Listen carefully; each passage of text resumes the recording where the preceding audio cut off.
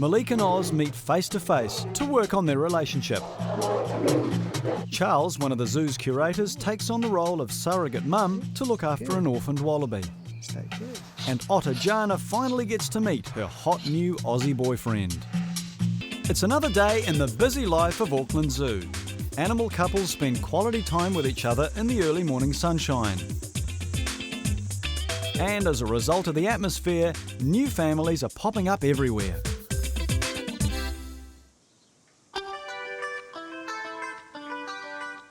Most of the attention today is focused on the tiger enclosure. Oz and Malik have been left alone so they can really get to know each other. Oz is the one who's closest to the camera. Keepers Sandra and Lauren are watching footage that was filmed overnight to see what the tigers got up to when nobody was watching. Testing the waters. They're checking to see if any aggression was recorded between these two potential mates. If they're friendly enough in this environment, they can move on to the next stage, physical contact.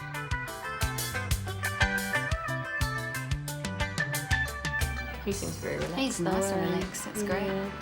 He's nice and gentle though, which is good. So there's no stalking behaviour or no charging at the bars. Gentle. Very sweet. Oh, look at that. It looks like he's licking her through the mesh. She's rubbing. That's a good sign. What she's doing now is rolling around, so that's a very flirty way, and she's rolling her head. And that's a very exposed position for a female tiger. When she does that in the vicinity of a male, it makes her very vulnerable because a lot of the lethal points in a tiger are the throat. So if she's lying like this with her throat exposed, it's actually showing that she's, sort of very flirty and willing to she's not afraid of him. This is some of the best TV Sandra and Lauren have seen for ages. To me, that just shows all the positive signs. I haven't seen any negative reactions out of the pair of them. He's very gentle towards her, very relaxed and calm. All his movements have been really soft and slow. Exciting, eh? Tiger babies. Oz and Malik are officially going steady. If things keep going well, there could soon be tiger cubs on the way. Meanwhile, zoo curator Charles has got some explaining to do. He looks like New Zealand's first pregnant man. And he is, sort of. Hey, at least I know what you lot feel like, eh? Got a little Joey in here, so... Yeah. Anything goes when an animal's welfare is at stake. Charles I is hand-rearing an orphaned Joey wallaby after its mother recently died. OK, so it's now time to feed Buster, as we've called him. Buster at the moment is around about 160 days old, and he is really, if he were a mammal, he wouldn't be born yet. So here he is, see, in his usual position, upside down in my pouch. Out he comes. Wallabies, when they're born, come out about that big, and they climb up from their mother's birthing area to the pouch, and they fasten onto a teat, and that's where they stay for around about 5 to 6 months.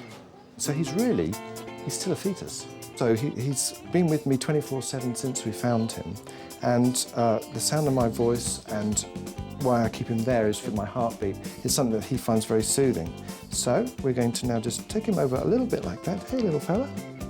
Hey, little fella. You're going to have a little drinky. Oh, yes, how about that, then?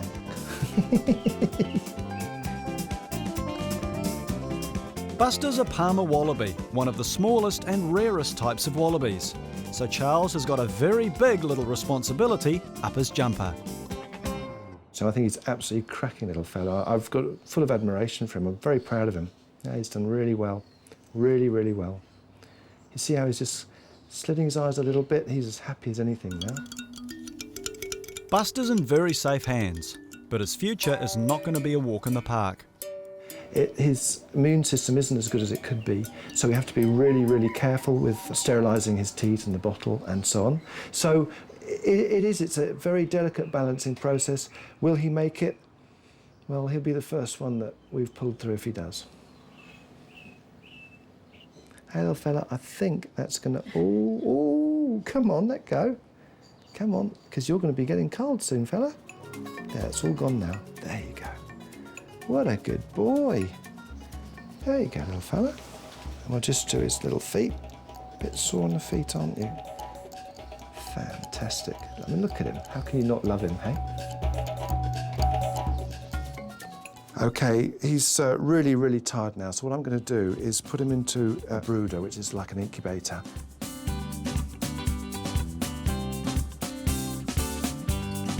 Charles still has about 40 days and nights of careful hand-rearing to go.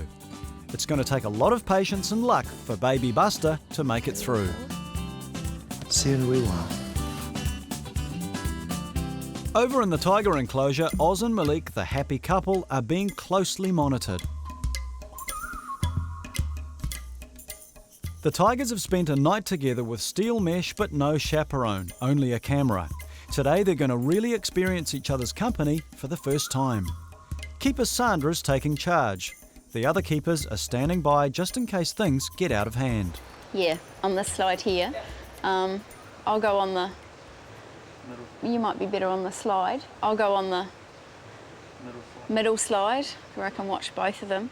I just don't want anyone to be cornered in the crate, that's all. This part of the process is absolutely critical. The signs are good, but Oz and Malik are still in separate dens. Now, Malik signals she is ready to meet her mate. When you look at her now, that's a typical come hither pose from a tiger to a male.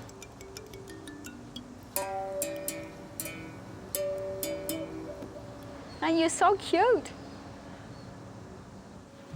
Tiger matching is a high-stakes business. One wrong move and it could be all over very quickly. Oz could easily kill Malik. She wouldn't stand a chance. The worst case scenario would be for him to actually get a bit of a jaw lock around her neck, around her throat, which is why we're prepared. We have extinguishers and things. So that was what we would be using to try and dislodge him and then shut him away. It's been a huge project for the keepers, and this is the moment of truth. When the sliding door goes up, it's all down to Malik and Oz. The two precious tigers will get their first meeting with no bars for protection.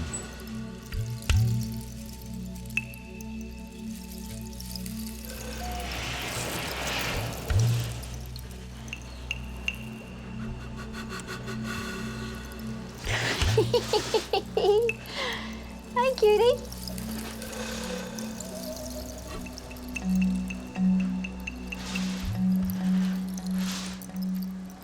Good boy.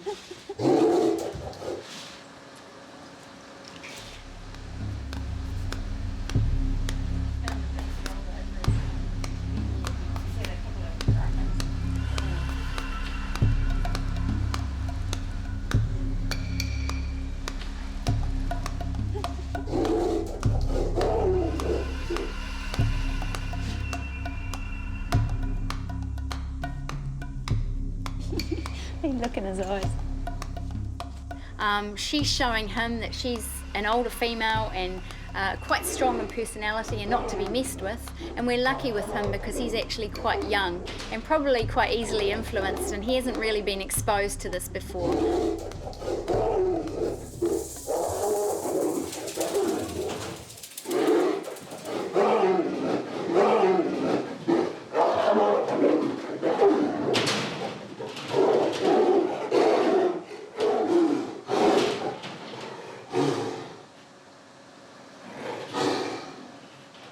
Because he tried to mount her and she wasn't ready, and he was almost like, I'm not sure, what am I doing, and she just turned around and said, Wamfa, I'm showing you what you're doing and don't mess with me, and that's great.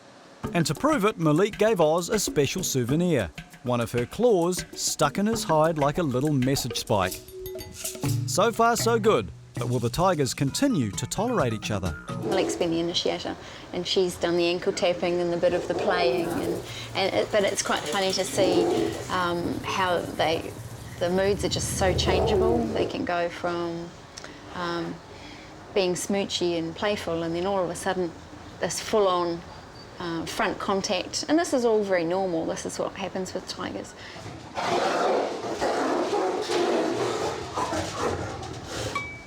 That's it. Oh, yeah.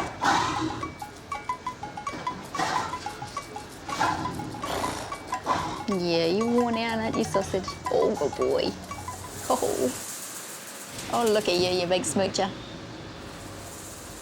Everybody's hoping they've read the signs correctly and done all the right things. But then, Oz and Malik start to mate, showing their keeper's instincts were sound.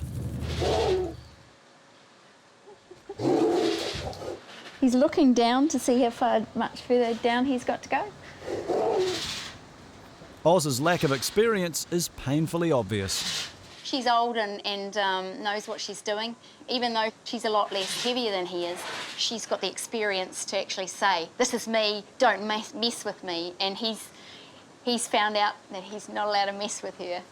In the tiger world, the mating process is like one of those diets, little and often.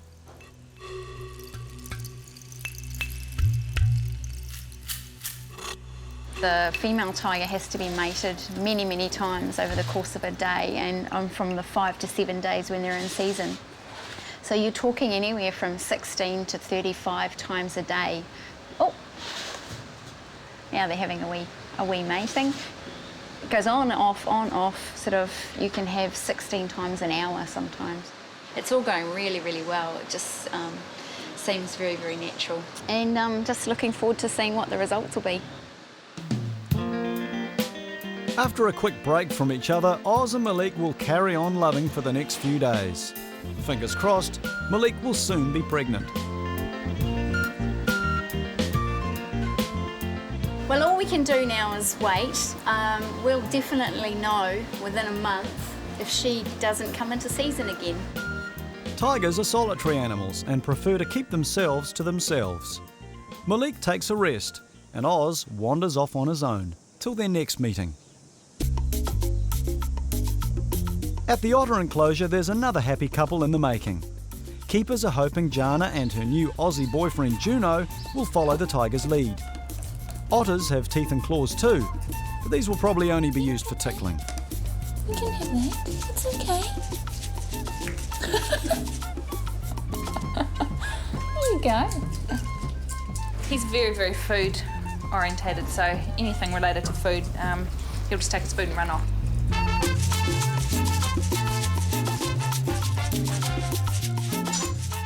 Just like the tigers, these small-clawed otters are in next-door dens. But soon, they'll become way more intimate. Oh, look. Oh, look. You just threw it at me! Get out of it! Oh my god.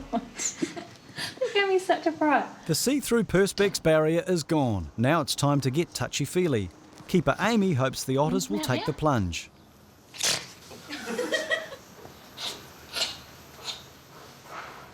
Hopefully this jumpy otter doesn't scare off his new lady friend. But of course, their curiosity gets the better of them. If they get on well through the wire mesh, soon they can meet without a barrier.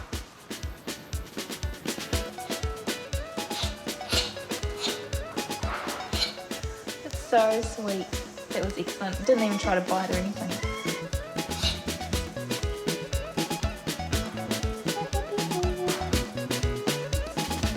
They've just like mush noses, and she's got her little hands out and she's trying to touch him and turn him around.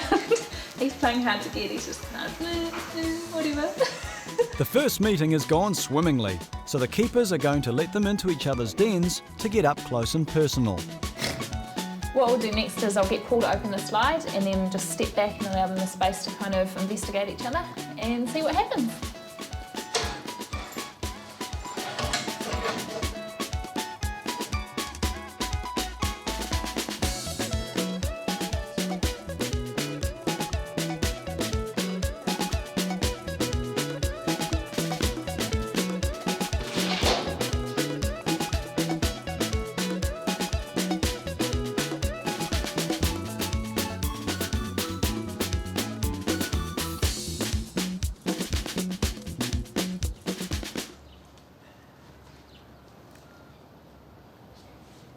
She's just following around like a puppy. Kind of kissed, it's cute. So he has acknowledged her at least, that's good. There's more to life than food.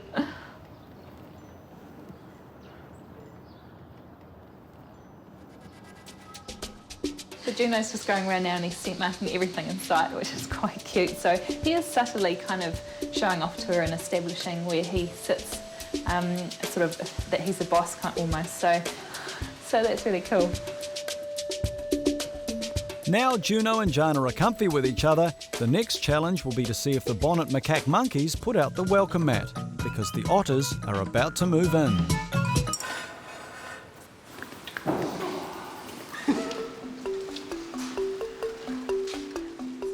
Juno and Jana have been given the go-ahead to mix and mingle with the macaques, but they're not quite sure about it.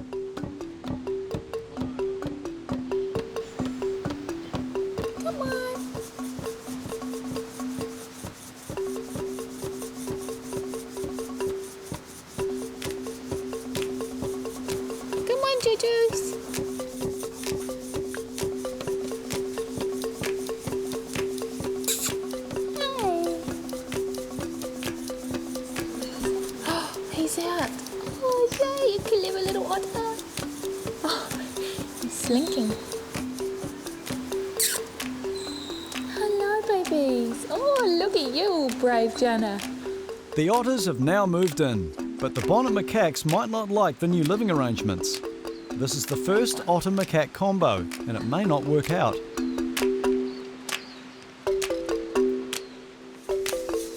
Well, this will be almost terrifying for them because this is a whole new environment.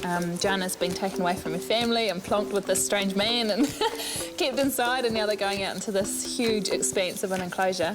And Juno's been through a lot as well. He's, come over from Australia, been in quarantine, come down here, and now he's going out here. So I think once they get over the initial kind of, oh my God, this is too terrifying, they're just going to have such a great time.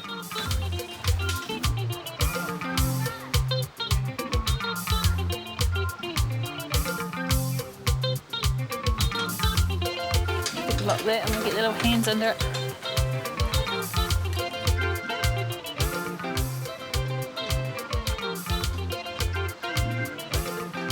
You can hear them rustling. Oh, there they are, right there. Oh, right. Between the trees. Oh, there. Choo-choo! Funny, you can hear them rustling all the way through in the leaves. Fortunately, the Bonnet macaque monkeys are completely cool with their frisky new flatmates.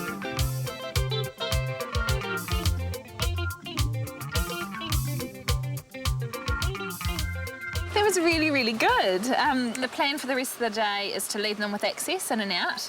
Eventually we'll shut them out, but and we'll just try and recall them back inside throughout the day, give them some food inside, and then just let them kind of feel it out themselves and get used to the routine. With any luck, we'll have babies in a few months.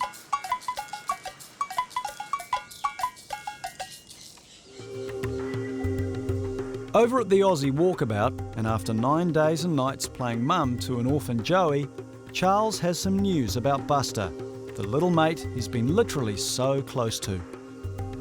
And on Friday, Buster got kind of ill, Friday night that was, and by Saturday early morning he was really ill.